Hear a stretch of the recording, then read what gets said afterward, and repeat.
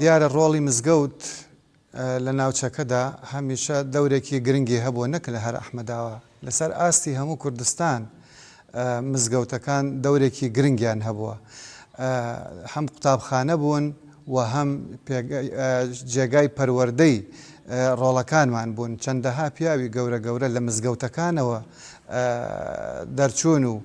سەرکردایەتی وڵاتیان گرتووەتە دەست گوندی ئەحمەداوان نزیکەی 100 ساڵ و 105 ساڵە هاتووەتە ئەم دی و ئەم جۆگایە ئەم شوێنە بنیات نراوە ئەم مزگەوتەش ئەوەی کە من بۆم باس کرابێ 3 جار تا ئێستا تەعمیر کراوەتەوە ئەو مامۆستایانەی کە لە سەردەمی مندا من بەبیرم دێ کە ڕۆڵیان هەبووە و دەوریان هەبووە یەکەم مامۆستایە کە من لە خزمەتیدا بووم و زۆر و هەر ستودێکم وەرگرت پێ لە ڕووی ئاینیەوە ئەیگەڕمەوە بۆ جەنابی مامۆستا مەلا شێخ ئەحمەد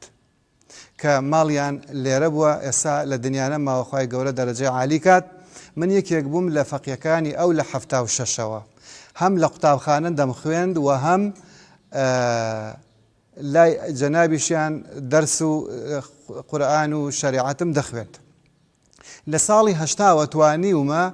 لەگەڵ مامۆستادام و ئەزینی بکەم اینجا دواتر وردە وردە ئیمامەتیشی پێدەکردم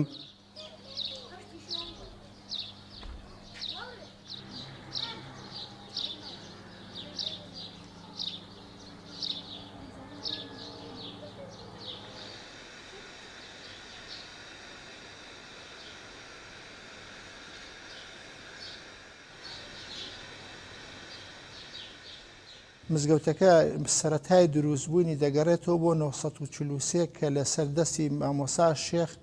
1943 مامۆستا شێخ محەممەد باراماوایی تەشریفی لێرە بوو و ئەحماوان نزیکەی تقریبەن دەوری 30 ماڵێک بوو لەو کاتا مزگەوتیان نەبووە بۆیە بڕیاریان داوەکەوە مزگەوتێک دروستکەن باوکم من بۆی گێڕامەوە کە باوا گەورەم لەگەڵ چەند پیاوێکە ڕۆشتن بۆ خزمەتی شێخ عەلادین دەرەجەی عالیبێ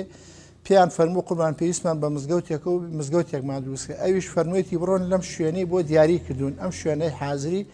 ئەمە دەستنیشانکردی شێخ عەلادینە فەرموویەتی بڕۆن لەوێ ئەو مزگەوتە بکەنەوە ئەم مزگەوتە هەبوو هەتاوەکو هەشتاکان لە 85 و ئەو ناوە ئەحماوە بار کرا لە ئەنجامی شەڕێکی ڕوبەڕووبوونەوەی حکومەت و پێشمەرگا لە ئەحماوە شەڕی زۆری تیاکرا ئەڵبەتە یەکێک لەو شەڕانەترۆ بوو ئەحماوە بار کرا جارێکی ترە مزگەوتەی وێران کرا و لە 91 راپەڕین کە هاتینەوە یەکەم جار کە خەڵکی ئاوایی دەستمان پێکردەوە دەستمان ئیشمان لەسەر مزگەوت کردو یەکێک لە خواسی خەڵکی دیەکە و خەڵکەکەش ئەوە بوو ئەم مزگەوتە بە شێوەیەکی جوان دروستکەینەوە هەمسان بە بەردی ناوچەکە نەچین بلۆک و بەردی حەلان و نازانم ئەو جۆرە شتانەی بۆ بێنین بۆیە بڕیاریاندا کە لە بە شێوەی سنەتی جوان جارێکی تر دروست بکرێت و هەرچەند زەحمەتی زۆر زۆر بوو چکاتی بۆ هێنانی بەردەکان ئەبووە بچینە لە دوور شوێن بەردمان بێناچوە بەردی ئەحماوە خۆی بە کەڵک نایە ساڵونیەوە بە 2 ساڵ وشتێکی وای پێچ و سەر لە نوێ ئەم مزگەوتە دروست کرایە و بە شێوەیەکی سنەتی جوان کەوتەوە خزمەتی موسڵمانان